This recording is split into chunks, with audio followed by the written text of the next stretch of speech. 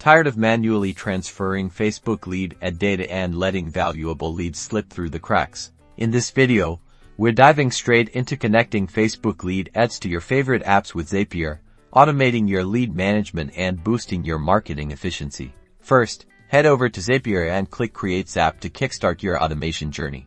Next, select Facebook lead ads as your trigger app. This tells Zapier what event will start the automation, in our case, a new lead. You'll need to connect your Facebook account.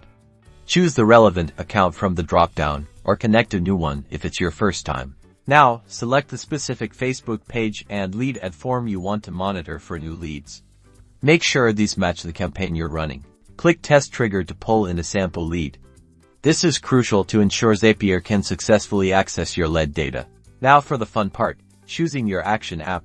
This is where your lead data will be sent. Popular choices include Google Sheets, MailChimp, or your CRM. Map the fields from your Facebook lead ad to the corresponding fields in your action app. For example, map the email field from Facebook to the email address field in your CRM. Once you've mapped all the necessary fields, click Test and Review to ensure the data is being transferred correctly. Then finally, turn on your Zapier.